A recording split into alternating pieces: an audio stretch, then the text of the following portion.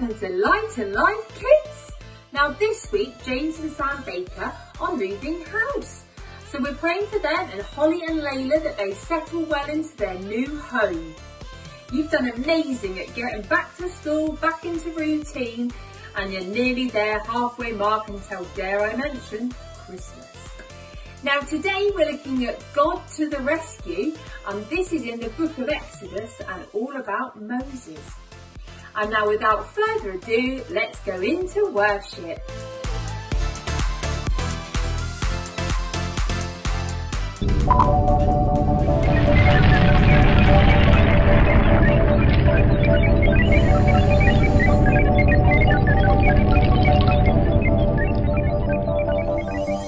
Bigger than a billion trillion galaxies long, close enough to hear it in the words of a song. Of course you knew I would. Your plan for me is good.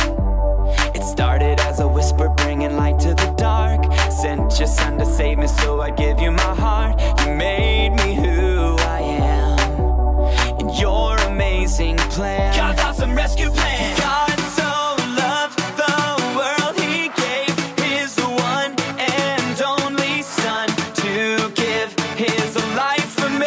He gave his life for me. He gave his life for me. Now I choose to put my trust in him. I will not die. I'll live eternally. I'll live eternally. I'll live eternally. Follow the Savior. Love him forever. Discover all you're meant to be. God's awesome rescue plan. Don't stop believing. This plan is more than a dream, and destined for all the world to see. God's awesome rescue plan. Jesus came to search and rescue all who were lost. Offers us forgiveness through his death on the cross. My sins are washed away, 'cause Jesus took my place. And now I'm on a mission, reaching out to my friends. Everything you've done for me, you'll do it for them. I'm praying they believe. Here I am, send me. God's awesome rescue plan. God so loved the world, he gave his one and only son to give his life for me. He gave his life for me. He gave his life for me. Now I choose to put my trust in him. I will not die. I'll live eternally. I'll live eternally. I'll live eternally. Follow the Savior. Love him forever. Discover all you're meant to be. God's awesome rescue plan. Don't stop believing. This plan is more than a dream, and destined for all the world to see. God's awesome rescue plan. We've got a Father above. He's full of power and love. Always saves the day. So we know the way. We've got a Father above. He's full of power and love. Always saves the day. So we know the way. Follow the Savior. Love him forever. Discover all you're meant to be. God's awesome rescue plan. Don't stop believing. This plan is more than a dream, destined for all the world to see. God's awesome rescue plan.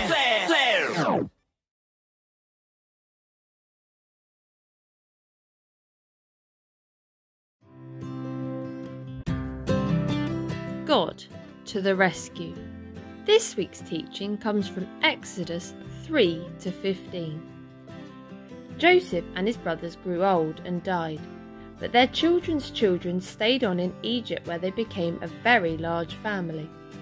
Later on, a new king began to rule, but this Pharaoh didn't remember Joseph, and he didn't like God's people. He made them into his slaves and beat them and made them work harder and harder. God's people cried out to God to rescue them, and God heard them. He remembered his promise to Abraham. He would look after his people.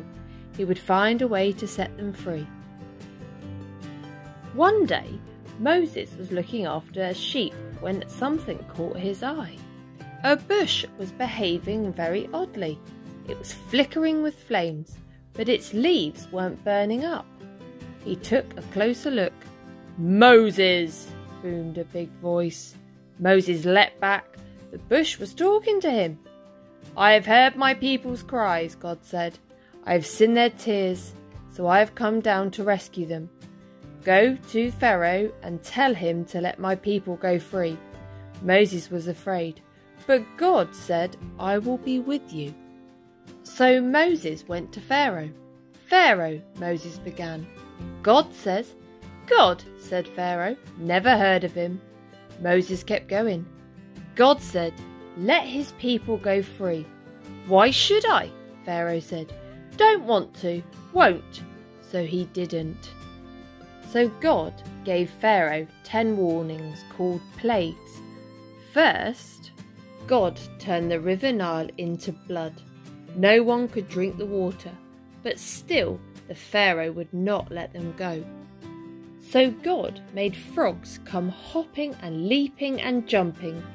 "In your bed, frogs, in your hair, frogs, in your soup, frogs, all over everywhere, frogs.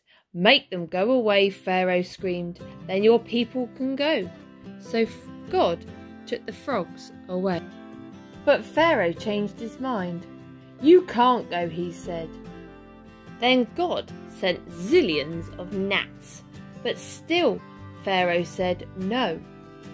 So then God sent swarms of flies, flies buzzing in your eyes, flies. And after that, sickness and horrible boils, and huge hailstones, and a storm of locusts, and darkness when it should have been day, until it seemed like the whole world, creation and everything was coming undone, falling back into darkness and emptiness and nothing. But each time Pharaoh said, "Make it stop and then I'll let them go." And each time when God made it stop, Pharaoh changed his mind and said, "Actually, no, you can't go." Finally, Moses warned Pharaoh, "Obey God or he will send the worst thing of all." Pharaoh just laughed. So God said, "The oldest boy in each family of Egypt must die, but my people will be safe." God told his people to take their best lamb, to kill it, and put some of its blood on their front doors. "When God passes over your house," Moses explained, "God will see the blood and know that a lamb died instead of you." That night, just as God had said, suddenly, piercing darkness echoing down the corridors of the palace, came a blood-curdling scream. Pharaoh's oldest son had died. At last, Pharaoh did what God said. "Get out!" Pharaoh shouted. "Just go!" And so, that very night, Moses and God's people fled out of Egypt and out of slavery. They were free at last. God's people would always remember this great rescue and call it Passover. But an even greater rescue was coming. Many years later, God was going to do it again. He was going to come down once more to rescue his people. But this time, God was going to set them free forever and ever. Moses and God's people escaped out of Egypt and into the wilderness. They didn't know the way, but God knew the way and he would show them. "I will bring you to a new home, a special land," God promised them. "I will look after you. I am with you." God sent a big cloud for them to follow, a pillar of smoke stretching up to the sky. It moved in front of them as they walked and shaded them from the blazing heat of the day. And when it was time to rest, it stopped. All through the cold desert nights, it kept them warm, glowing like fire. God led his people through the desert to the edge of the Great Sea. They were just wondering how to cross it when suddenly they heard a terrible thundering and pounding. It sounded almost like horses' hooves.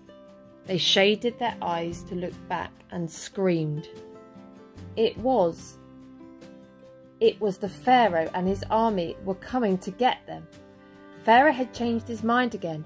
"Get my slaves back," he screeched, and charged out into the desert after them with 600 of his fastest horsemen and every single chariot in Egypt. What were God's people going to do? In front of them was a big sea. It was so big there was no way around it, but there was no way through it. It was too deep. They didn't have any boats, so they couldn't sail across, and they couldn't swim across because it was too far and they would drown. And they couldn't turn back because Pharaoh was chasing them. They could see the flashing swords now glinting in the baking sun and the dust clouds, and chariot after scary chariot surging towards them. So they did the only thing that was left to do: panic. "We're going to die," they shrieked. "Don't be afraid," Moses said. "There's nothing we can do," they screamed. "God knows you can't do anything," Moses said. "God will do it for you. Trust him and watch." "But there's no way out," they cried. "God will make a way," Moses said. Another minute and it would have been over. But then the strangest thing happened. God made the pillar of smoke move. It moved behind his people and hid them from the Egyptians.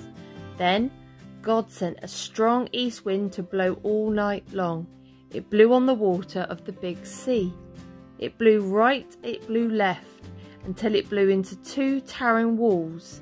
And there, right through the middle of the sea, a muddy pathway opened up and God's people walked across onto dry land. When the Egyptians tried to follow, the walls of water crashed back down on them and swallowed them up. God's people were safe. They danced and they laughed and sang and thanked God. When there had been no way out, God had made a way. Many years later, once again, God was going to make a way where there was no way. From the beginning, God's children had been running from him and hiding. God knew his children could never be happy without him. But they couldn't get back to him by themselves. They were lost. They didn't know their way back. But God knew the way, and one day he would show them.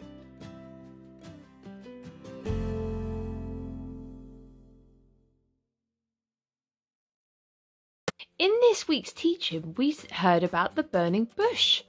Now for this week's craft, we'd like to see your burning bushes. So you could use tissue paper for this, or bits of material, or paint, or you could just use some crayons or coloured pencils. And don't forget to send in your pictures so we can show them next week. Well, that's it for today, guys. Now we really hope you enjoyed learning about Moses and the 10 plagues in Egypt and the parting of the Red Sea. Now that's a pretty amazing miracle that God performed there. We really would like to see some of your pictures of the burning bush as well, so please send them in so we can show them in the following weeks. We pray you have a great last week in this half of term and that next Sunday you will be on holiday. Have a good week.